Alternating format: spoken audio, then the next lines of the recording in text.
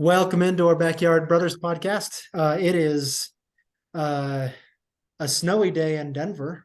Uh, who would have thought April would have brought snow unless you're in Colorado? But it's we got about 2 inches last night, and almost all of them is gone already. So, uh, but speaking of snow and ice, we're going to talk about hockey today. But before we do that, we're finishing up a little bit with Cody. And before we even do that, we need to recognize a new face we have today, uh, who's going to help, especially with hockey. But Daniel, my brother-in-law, has joined us here. And uh, Daniel, why don't you just give us a quick introduction of who you are and what your sports interests are and things like that. And I think you may have a memory or so prepared as well.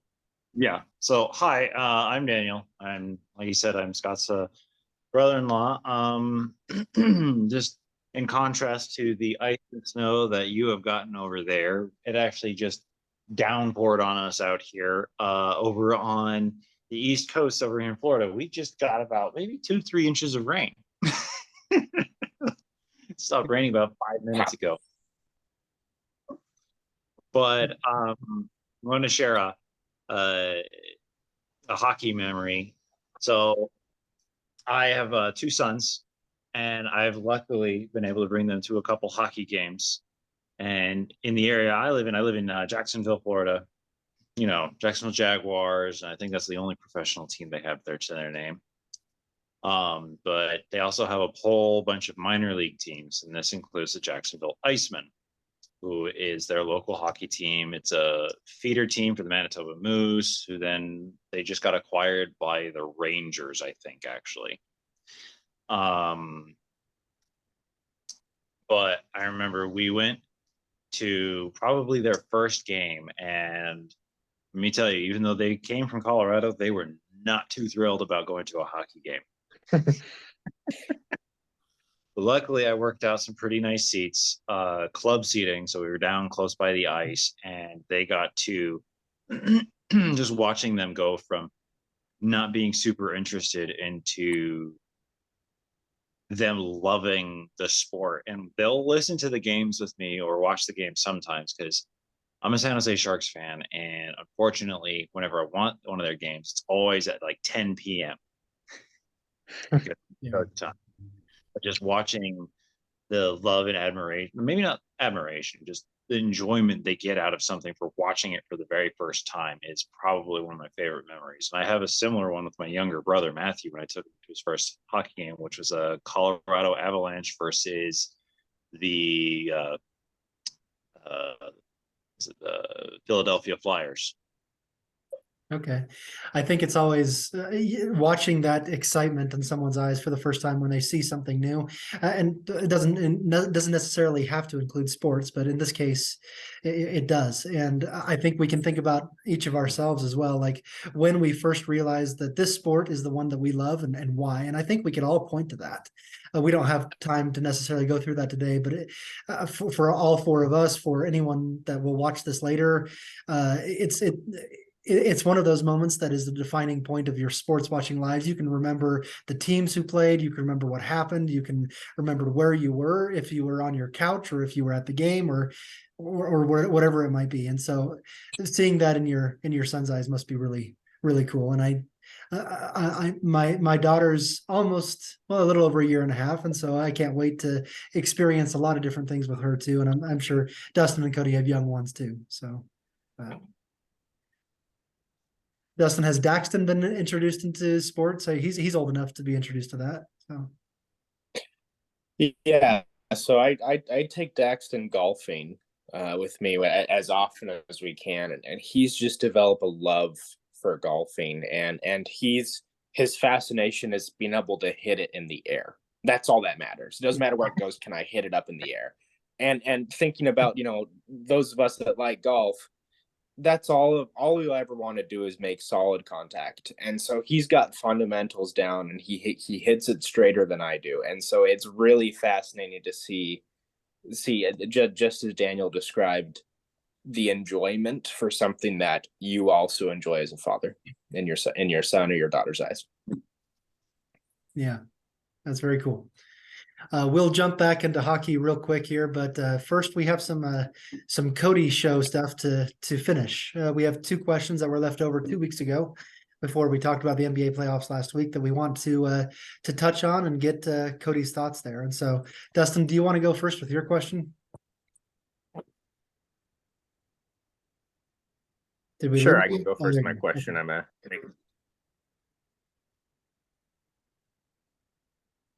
I think Let's see it here. was about yeah. I believe the option. Sorry, can you hear me? Yeah.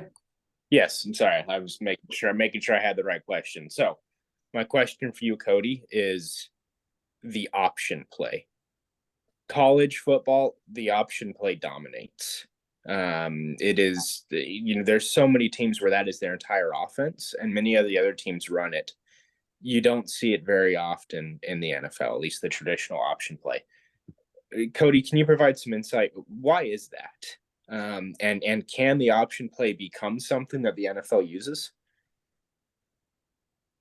That's an interesting question. It definitely, and you're right. It definitely does dominate college football, and there are teams or offenses that their entire scheme is based on that alone. However, I at least from what I see it fairly often in the NFL too, but not obviously not as often as in college. But I would say that the reason why that it dominates college and is not as often in NFL, my thought is in the NFL, the face of the franchise is usually the quarterback. For most teams, that's their key player. That's the person they need to have on the field every play of the offense, every game. They don't want to risk getting that quarterback hurt. And most option plays revolve around the quarterback either holding onto the ball or holding on to it a little bit longer to maybe to get it to a different player. It will revolve around the quarterback having the ball longer or risking himself a little bit longer. I think that would be why, at least in the NFL, we don't see it as often because let's say, just throw an example out as Aaron Rodgers. The Packers never wanted to put him in a situation where he'd be possibly getting hit pretty hard, and then they have to deal with Jordan Love being the quarterback for a while or something, or whatever it is.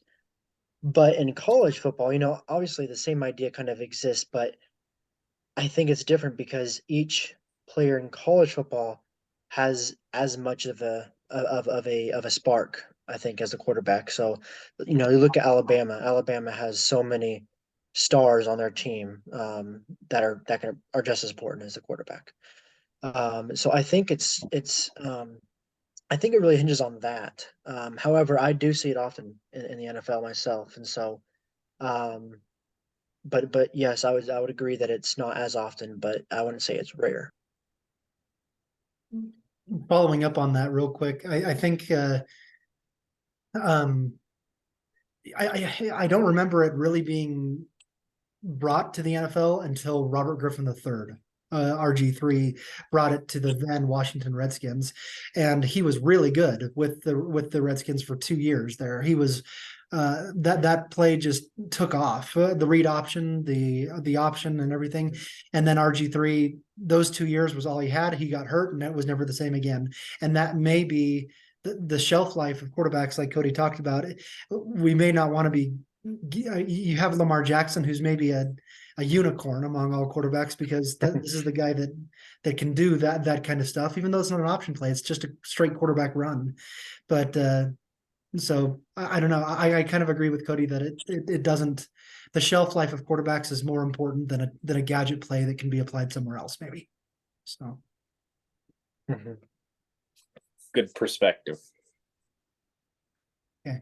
My question, real quick, unless we have any follow-ups from anyone else. Okay. My question is just kind of a yes or no answer and a little bit of of analysis. Is college football in trouble? Because with division realignment and everything, Pac-12 pretty much dissipating and going to other divisions and things like that, the excitement seems to have waned in college football across the country. And it's the same 6 teams that are in the playoff every year in some form or another. And so what can be done to make college football the more exciting experience that it should be?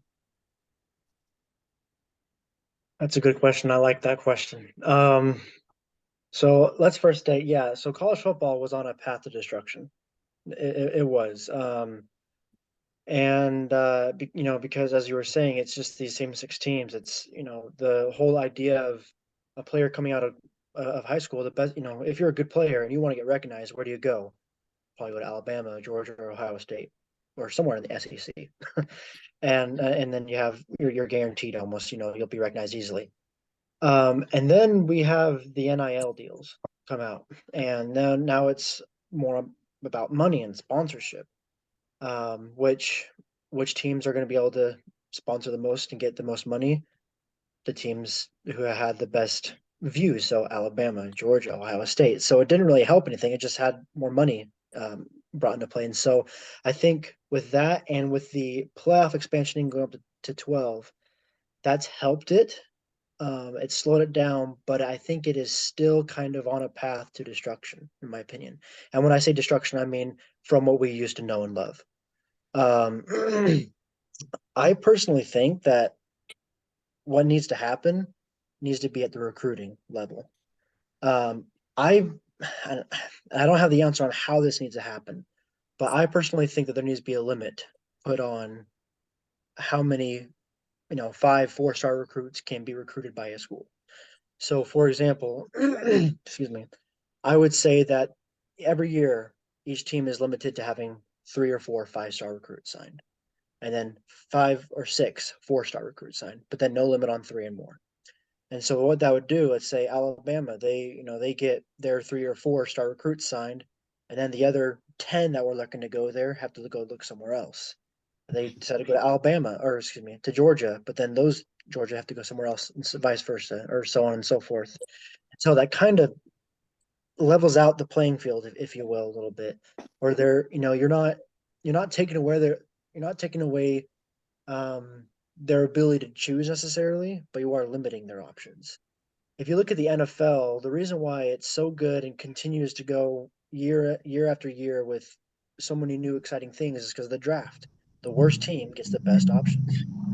And you can't really do that in college football. It doesn't work that way. But I think you can limit the options, and I think that as that happens and as that dissipates more throughout the country, then soon you'll start seeing more 5-stars at Oregon, more 5-stars at Maryland, Nebraska, San Diego State. Because they're starting to have their options limited.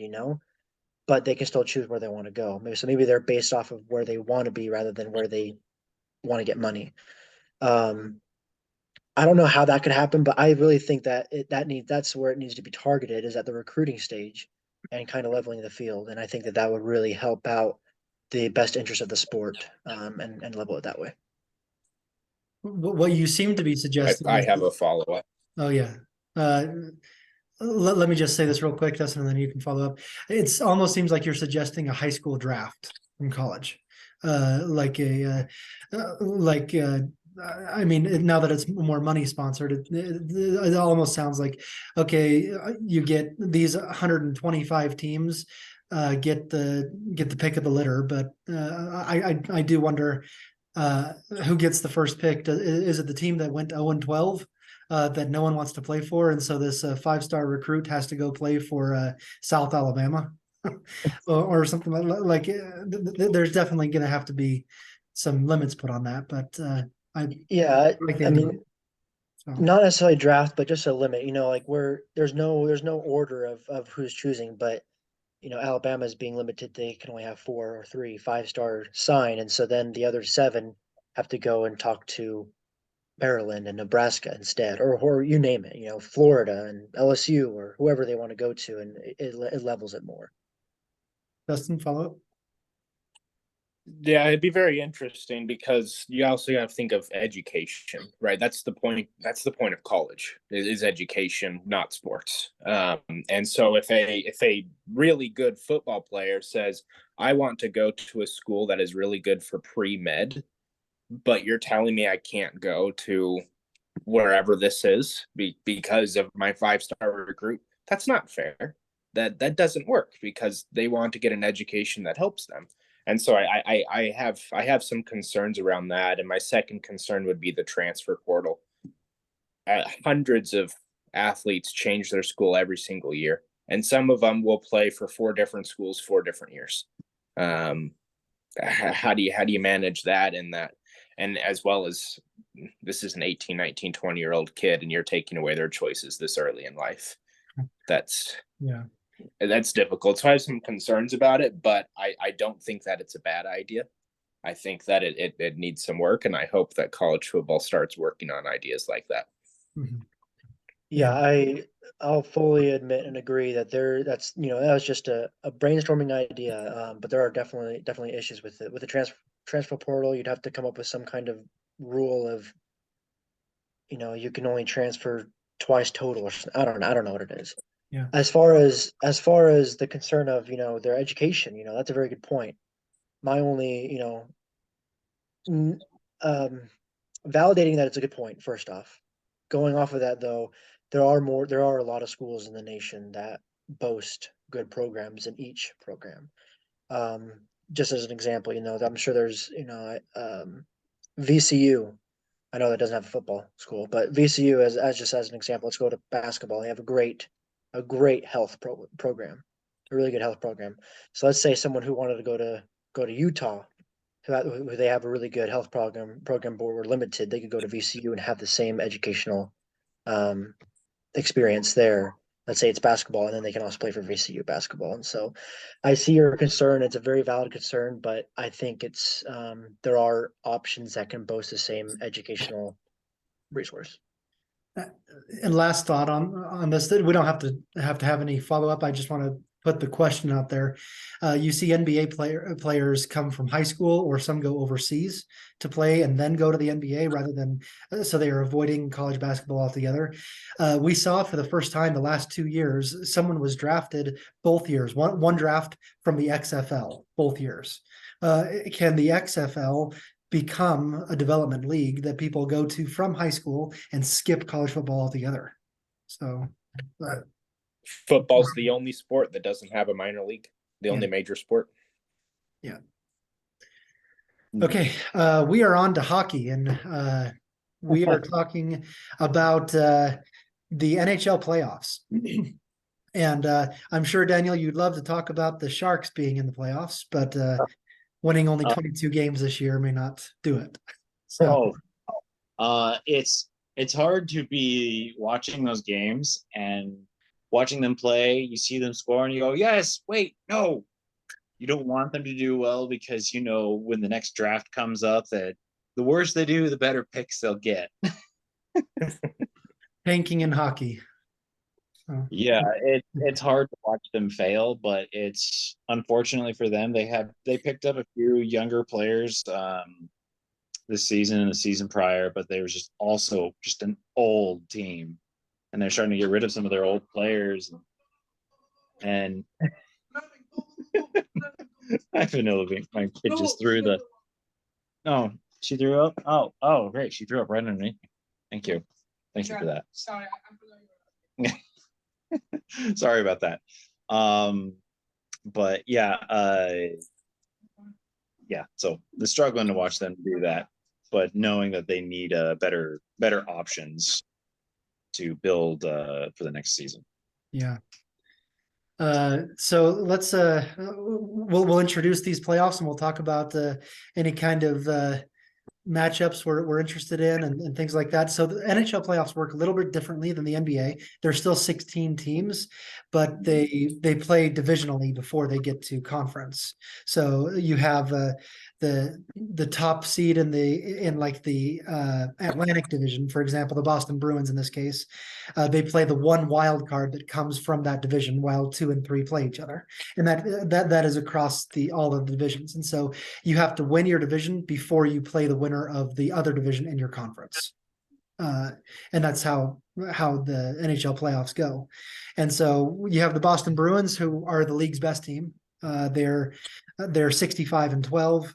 The other top seeded teams are the Carolina Hurricanes, the defending champions Colorado Avalanche, and the Vegas Golden Knights.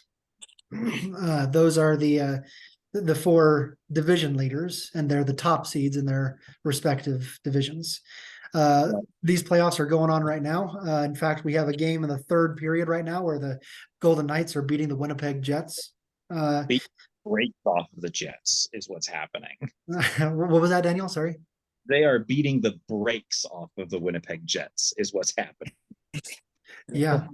So, Daniel, let me turn it over to you first and say if you want to say anything about any of these teams that are currently playing in the playoffs, who you think's gonna come out of there, who are the teams to watch, who are the players to watch.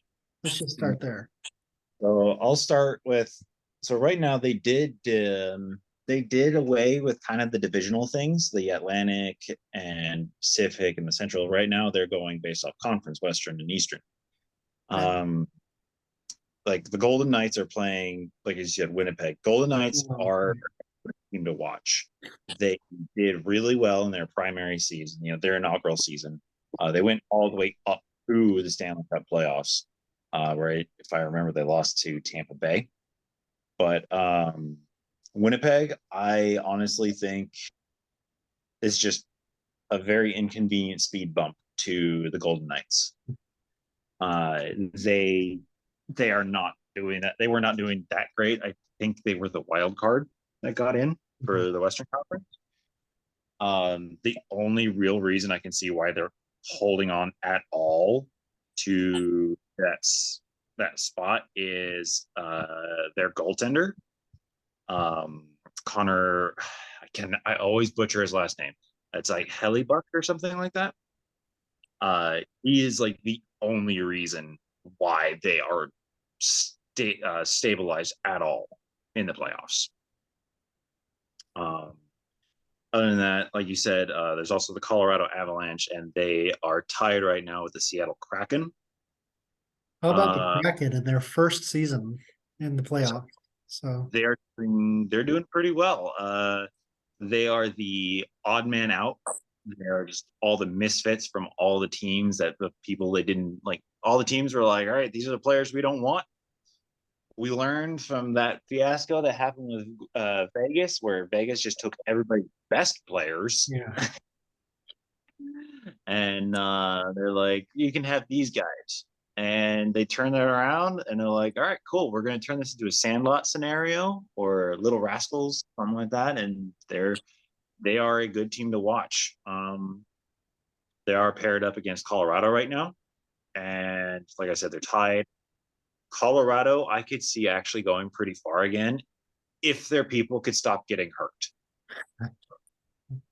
Their players are prone to injury for some reason this season, but when they're on the ice, it's beautiful. If you guys want to interrupt me at any time, go ahead. Just like a question. I'll say right now that I was in last Stanley Cup. I was stuck in a hospital as Ivy was we were figuring out everything with her new tube stuff. And so we were in the hospital for like 4 or 5 days and nights.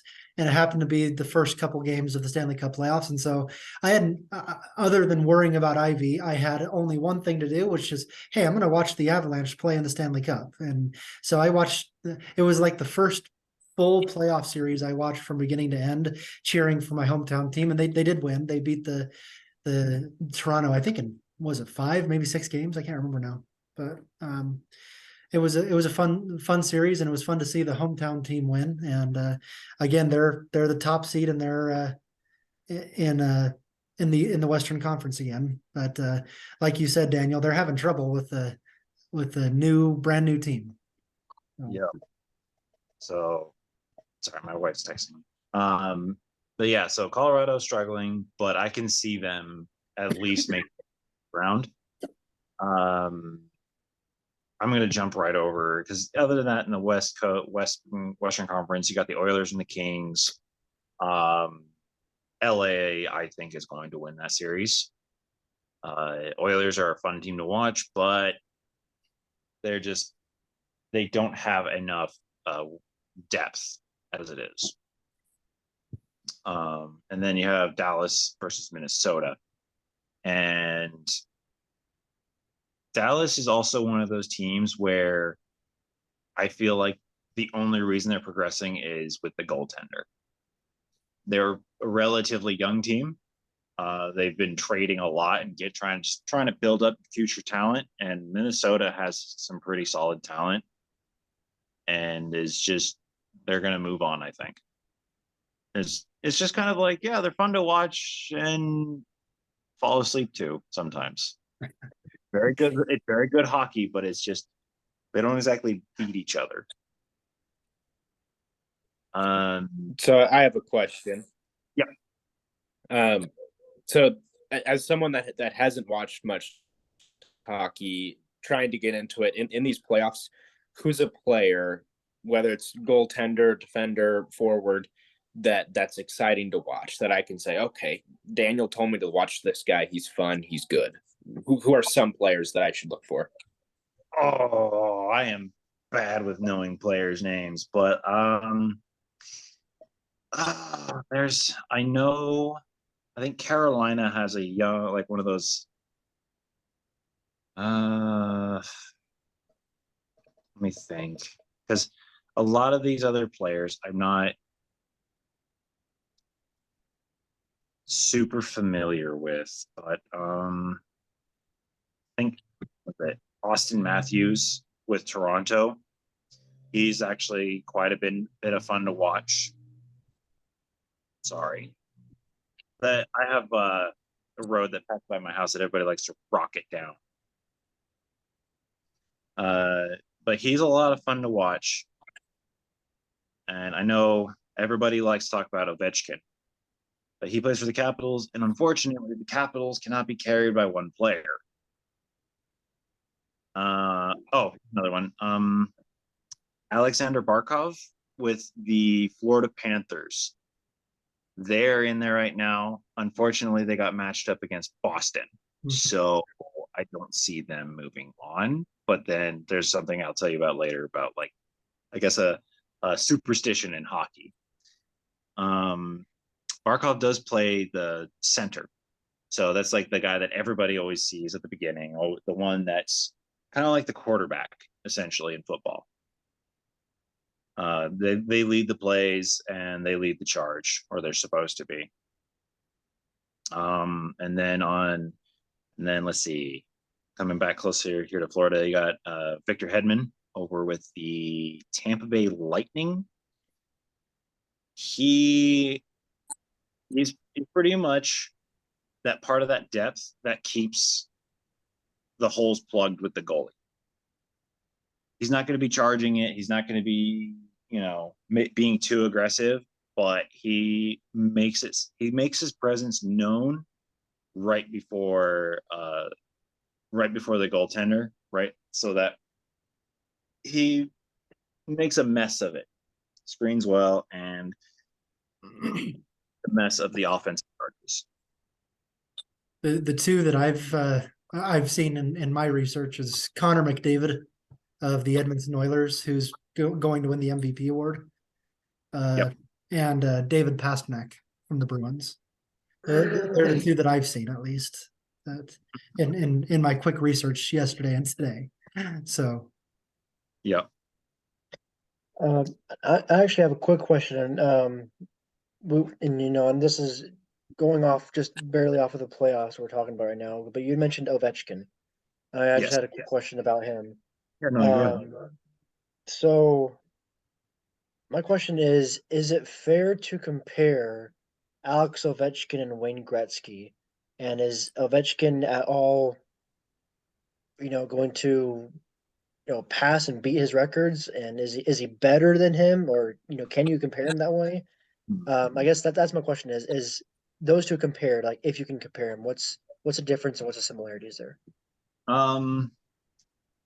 So yeah, Scott kind of asked me something similar, and I had Ovechkin confused with somebody else for some reason. I don't know why. I thought he played a different position, but I I personally do not like Ovechkin at all. I have had the opportunity to be in his presence once, and he was, oh, he just rubbed me the wrong way. And, but you can compare them. It's just, I feel like he is going to pass some of Gretzky's records. And I think he's already passed one of them about like how many goals scored in a single season, or how many like in his not in the career yet, but they're getting close. And honestly, I don't know how you can really, really, truly compare somebody who played not so long ago, but who defined a lot of what hockey is now. It's like, I know, like in basketball, people compare Michael Jordan to almost everybody. It's like, oh, he's a new guy. He's like this. He's coming up on Michael Jordan. But the fact that is everybody uses Michael Jordan as a benchmark. Everybody's going to use Wayne Gretzky as a benchmark. Everybody's going to try to compare to him. Everybody's going to do that. So it's fair to compare them. But I feel like once that has been established, like a benchmark has been established the first time, I'm not saying it's not as great if other people do it. It's just there's a first time, and then there's other people who do it. Yeah, I like that answer.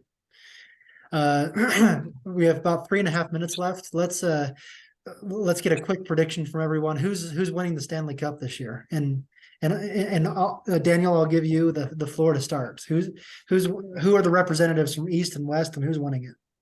Oh, let's see. So let's start with West Side. You got Golden Knights, Jets, Oilers, Kings, Avalanche, Kraken, Stars, and Wild.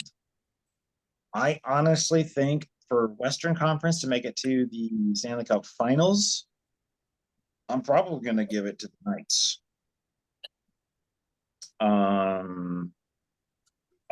The only other one I could give it to is maybe Colorado, if they can just stay fluid and stay unbroken. East Coast, you have the Eastern Conference. You got the Toronto, the Lightning, the Bruins, the Panthers, Devils, and Rangers, Hurricanes, and Islanders. Unfortunately, as much as I hate to admit it, Boston they are the team to beat. They are the one to do it. But like I said, there's a superstition. If you win the President's Cup, you do not win the Stanley Cup. Boston won the President's Cup. So I'm going to tentatively say Toronto would be the contender from the East Conference. Yeah. Cool. I'll jump in and I agree with you about Vegas making it to the Stanley Cup. But I think they lose to the Carolina Hurricanes. Dustin, Cody? I like the idea of a new team like Vegas or Seattle making it to the finals, and so I'll jump on the Vegas bandwagon there. I lived in Boston for a little bit, and so I'll jump on that train.